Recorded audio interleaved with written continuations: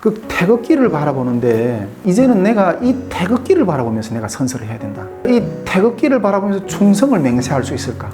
이게 북한 사람보다 북한을 너무너무 더 잘하는 거예요.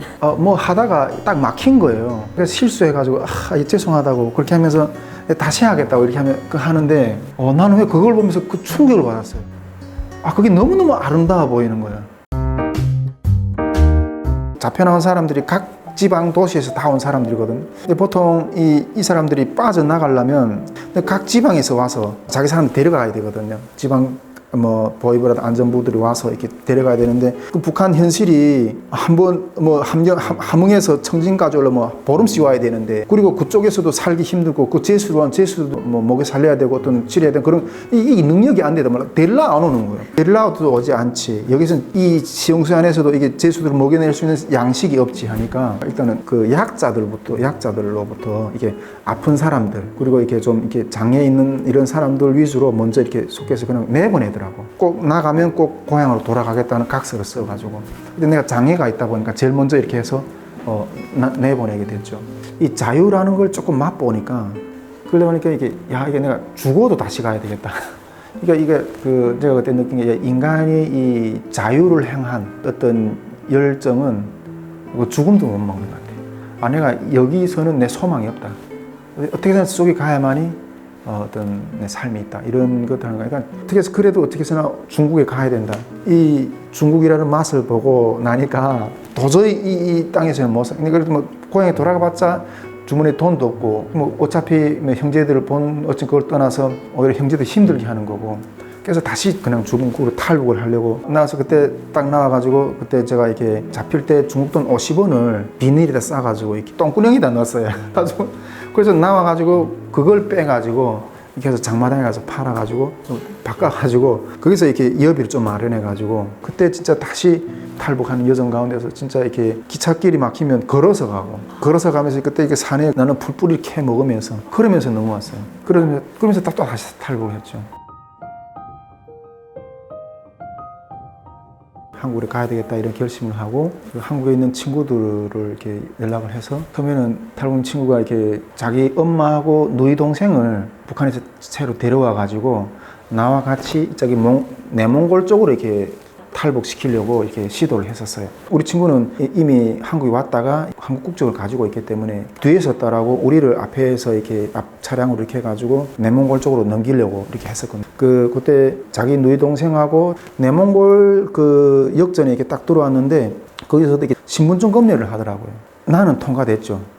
말이 되니까 중국에서 있으면서 그동안 이렇게 한족들하고도 좀 지내는 어떤 그런 여정도 좀 있었고 또 저도 이렇게 스스로 좀 중국어 공부를 좀 했었어요. 하다 보니까 중국말도 되고 이러다 보니까 나는 통과했는데 그 내 친구 엄마하고 누이 동생이 딱 걸린 거예요. 근데 그걸 난 모른 척하고 홀로 모으면 되는데 어떻게 그걸 포기하고 와요. 그래가지고 돌아와가지고 이 사람 내가 같이 오는 사람들이다 하고 쓰래. 내가 같이 잡혔어요. 조사를 받는데 내가 그때 같이 있으면서 중국에 한 7, 8년 살다 보니까 이 중국 문화를 아니까 좀 자신감이 생긴 거예요. 왜냐하면 이게 중국에는 이렇게 인구가 워낙 많다 보니까 그러니까 산하제한 정책을 썼거든요. 근데 어떻게 각 가정마다 하나씩만 애를 낳으라 그래. 근데 어떻게 하나씩만 생겨요? 여럿이 있는 사람들이 많아요. 근데 그런 사람들은 이게 호구가 없는 사람들이 많아요. 그리고 중국은 이게 56개 그 소수민족이 살기 때문에 소수민족도 다 자기 언어가 있어요. 그러다 보니까 이 중국말, 본토 중국말을 한족말을 모르는 사람이 너무 많아요. 그러니까 이게 시골에 있는 사람들 배우지 못하다 보니까 이 중국어를 못하는 사람이 많아요. 자기 소수민으로 하는 말. 그러니까 그 중국에 오래 살다 보니까 그 문화, 그 사는 배경, 이런 환경들을 알다 보니까 친구 엄마하고 너희 동생한테 딱 이야기했죠. 절대로 북한 사람이란 말 하지 마라. 조선족인데 나 중국말 모른다. 학교를 못 다녀서 중국말 모른다. 무조건 이렇게 말해요. 정말 이렇게 하늘이 열쪽을 쏘는데 무조건 북한 사람이란 말 하지 말라 그랬거든. 그렇게 하고 그럼 왜 여기 왔느냐. 내 언니가 여기 와서 일을 하는데 자기가 좀 일하는 거 도와주려고 와서 이렇게 왔다. 그러니까 너는 왜 왔느냐. 나는 이 사람들이 말을 모르니까 이걸 데려다 주려고 왔다. 이런 식으로 말을 짰거든요. 무조건 그렇게 이야기하라고. 근데 얘네들이 각자 이렇게 취소를 하죠. 나보고도 취소를 하는데 야 나 중국 사람이다. 조선 사람, 북한 사람이 아니다. 그랬죠. 막 때리는 거예요, 나를. 막 이 중국 애들이. 그래서 왜 때리냐? 내가 뭐 잘못했는데 때리냐? 그러니까 완전히 당당하게 이야기했죠. 그러니까 얘네들이 이렇게 분명히 이렇게 북한놈 같은데 심증은 있는데 물증은 없고 중국이랑 사이가 자체가 그러니까 말도 모르고 호적도 없는 사람도 많으니까. 근데 얘네들도 이렇게 해서 안 되는 거예요. 그래서 나중에 그냥 놔주는 거예요. 그러면서 이 공안 애들이 이렇게 그 역전까지 데려다 우리가 차 타는 걸 보여주면 이렇게 차 타는 것까지 보면서 가면서 하면서 나보고 하는 말이 너는 이렇게 입이 셌기 때문에 살았다는 거예요. 다시 너가 여기 다시 들어오면 그때는 나 안 준다고. 그래서 한번 잡혀서 게다가 다시 들어왔다가 이 선은 안 되겠다고 소리 다른 루트를 타고 남경 쪽으로 해서 베트남 쪽으로 이렇게 들어왔어요. 그때 보니까 또 한 몇 팀이 되더라고요. 그래서 우리 탈북자 여성들이 한 몇 팀하고 한 가족하고 나하고 이렇게 해서 베트남 해서 캄보디아는 온밤 이게 완전 진흙탕기를 이렇게 건너서 그 국경을 넘어가거든요. 그때 진짜 완전히 뭐 할머니하고 초등학생 같은 그런 애들 7, 8살 애들 데리고 남자 여자들 이렇게 몇 팀이 이렇게 해서 빠져가는데 다른 놈들은 그냥 살겠다고 막 고대 가는데 이 그 진창길에 이게 가다 보면 이게 그 늪도 있거든요. 늪 같은 데 있는데 그쪽에 할머니가 어떤 손자고 오더니 삼촌 우리 할머니 구해줘. 뭐 그 할머니 늪에 빠지는 그 머리대를 잡아가지고 이렇게 하면서 그걸 질질 끌면서 나도 몸이 불편한데 그게 넘었거든요. 캄보디아에 들어가니까 그게 뭐 한 200~300명 모여 있더라고요. 들어오는 팀들이. 캄보디아에 있을 때 그런 생각을 좀 한 적이 있어요. 지금 제가 이때까지 그 북한 사회에서 살았잖아요. 그런데 지금 한국으로 가려고 하는 어떤 그런 상황 가운데서 이게 정체성의 어떤 그런 충격을 한번 좀 받은 적이 있어요. 그 한국에 들어오는 과정에서 캄보디아는 보초소 가운데 한 몇백 명이 있는데 저녁마다 앉아서 예배 드리고 이렇게 하거든요. 근데 몇백 명 앉아있는 그런 큰 방에 이렇게 벽이 있는데 그게 태극기가 딱 이렇게 걸려져 있는 거예요. 그 태극기를 보면서 우리가 같이 예배하고 그러거든요. 그 태극기를 바라보는데 좀 감정이 이상하더라고요. 그러니까 정체성이 어떤 혼란이 오는 거죠. 이때까지는 제가 물론 중국에서 뭐 북한이라는 어떤 제도적인 어떤 그런 고통 속에서 이렇게 탈북을 했지만은 북한 사회에서 살았고 북한 사회에서 북한의 어떤 그 국가를 위해서 선서를 하고 그 선서할 때 국기가 올라가고 북한 인공기가 올라가는 것 그걸 보면서 선서를 하고 맹세를 했거든요. 이제는 제가 그 삶의 태도를 바꿔서 남한으로 가잖아, 한국으로 가잖아. 한국으로 가서 그런데 그 태극기를 바라보는데 이제는 내가 이 태극기를 바라보면서 내가 선서를 해야 된다. 이 태극기를 바라보면서 충성을 맹세할 수 있을까? 이게 막 교차가 되는 거예요.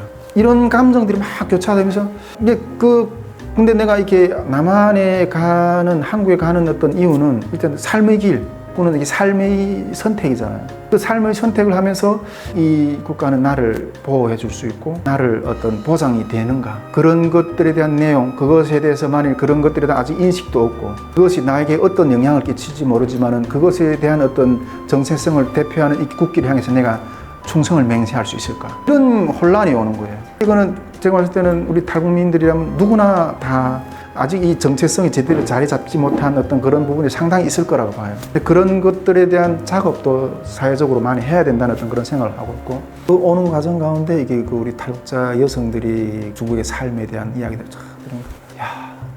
난 그때 중국에 살면서 중국까지 오면서 세상에 내처럼 고생하는 사람이 있을까 이렇게 생각했는데 와 이게 우리 여성들이 그 삶 이야기를 들으면서 왜 우리 민족은 이렇게 고통의 삶을 살아야 되냐 어떤 이게 그때 이 민족 의식 그다음에 뭔가 나라를 위해서 뭔가 이렇게 좀 헌신해야 되겠다 어떤 그런 마음들이 많이 일어났어요. 그리고 태국 거쳐서 이렇게 비행기 타고 한국으로 들어왔죠. 그 한국에 딱 들어왔을 때 국정원에 가서 생각된 것은 국정원에서 받았던 인상은 이 정보력이라는 게 만만치 않구나.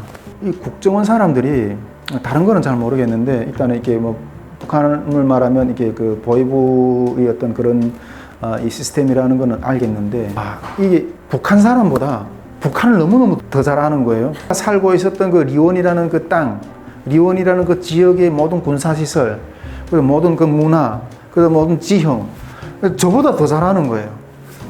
섬뜩하더라고요. 이 사람 진짜 뭐 북한의 리원군에 살았던 사람 맞느냐 그런 것들을 테스트하기 위해서 리원군의 어떤 지형의 군사시설이 어떤 것이 있느냐 뭐 이런 것들을 물어보는데 그리고 진짜 거짓말하는지 안 하는지 거짓말 탐지기도 이렇게 다 이게 제가 해보고 국가와 국가 사이는 다 이게 정보 싸움이니까.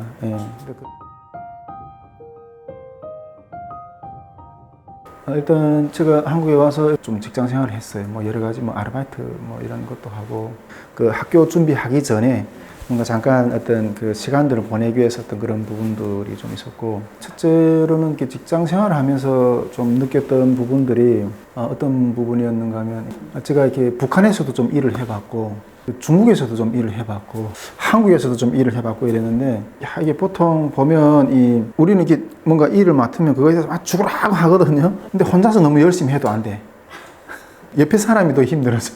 시간이 돈이니까 시간을 어떤 벌어먹는 어떤, 이게 눈치껏 해야 되는구나. 북한적인 사고가 때가 있었잖아요. 이렇게 집단적인 나로부터 이 개인적인 나로 이렇게 그 성품이 변해가는 그런 것들을 많이 느꼈어요. 뭐 전에는 뭐 다 같이 모당 앉아서 막 먹고 무슨 다뭐 식당 가면 야 내 거 낸다 뭐 막 이러고 막 이랬는데, 뭐 이래봤자 결국 내 주머니 돈이 줄어지면 내 생활이 쫄쫄 돌리는 어떤 그런, 그러면서 서서히 이렇게 개인화돼가는 어떤 그런 것들을 좀 많이, 직장 생활에서 했던 그런 부분들, 그리고 직장 생활에서도 어떤 회사에 딱 들어갔을 때 그때 그 선임이 외국인인 거예요. 또 그 비자가 끝나면 가야 되잖아요. 그래서 그 기술을 나한테 전수시켜가지고 내가 그 기술을 익혀가지고 그 기계를 다룰 수 있는 어떤 그런 것들을 원하는데, 그걸 안 가르쳐 주는 거예요. 아니, 가르쳐 주면 자기 밥줄이 끊긴다고 생각하는 거예요. 이게 이런 원리가 있구나. 그러니까 이게 이 생존 경쟁이라는 게 이 무대에서 그런 것들을 좀 많이 느꼈거든요. 그래서 29살인가 내가 대학에 들어갔거든요. 근데 중국에 있을 때는 어떤 문화적인 어떤 그런 충격을 받았지만, 이 한국에서는 이 가치 충격을 제일 많이 받았던 것 같아요. 이 가치, 이게 인간의 존엄의 가치, 이게 살아가는 어떤 그런 것들이 자유의 가치, 이런 충격들이 제일 많이 왔던 것 같아요. 그때 제가 제일 먼저 인상적이었던 게 뭔가 하면, 학교 들어가기 전에 이렇게 그 오리엔테이션 하잖아요. 거기 딱 갔는데 학급별로 나가서 장기자랑도 하고 막 이러더라고요. 내가 앉아서 구경하고 있는데 어떤 친구가 올라가서 딱 뭐 자기 장기자랑 같은 거 하는데 뭐 하다가 딱 막힌 거예요. 그래서 실수해가지고 죄송하다고 그렇게 하면서 다시 하겠다고 이렇게 하는데 나는 왜 그걸 보면서 그 충격을 받았어요. 그게 너무너무 아름다워 보이는 거예요. 근데 우리 북한은 이 실수가 용인이 안 돼요. 무대에 올라가서 어떻게 해서나 그걸 이게 이 자기가 해야 되는 대본이라고 원본이라든 그런 것들에 대해서 정말 토시 한 잔 빼지면 그대로 해내야 되는데, 북한은 완전 그 실수가 완전히 이게 나락에 떨어지는 것 같은 어떤 그런 모멸감과 어떤 자기감으로 다가오는데, 여기는 어떤 자기를 발표하는 자기에 대한 이야기를 하면서 자기를 이렇게 얘기하는 너무너무 이게 자연스러운 거예요. 조금 실수한 거에 대해서 죄송합니다 다시 하겠다고 하는데 그 실수 자체가 아름다워 보이더라고요. 그래서 이게 자기를 표현하는 것이 이렇게 자유로울 수가 있구나. 그래서 중국에 있을 때도 어떤 그런 한국 드라마를 보면서 그런 것들을 봤는데, 그때 초창기에 나왔던 드라마가 뭔가 하면 사랑이 뭐길래 드라마를 보는데 너무너무 재밌었어요.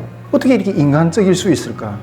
근데 북한 드라마 같은 건 다 뭐 체제를 이렇게 찬양하는 어떤 그런 내용이잖아요. 근데 진짜 이게 사랑이라는 게 저렇게 아름다울 수가 있구나 하는 걸 그 드라마를 보면서 너무너무 재밌게 봤거든요.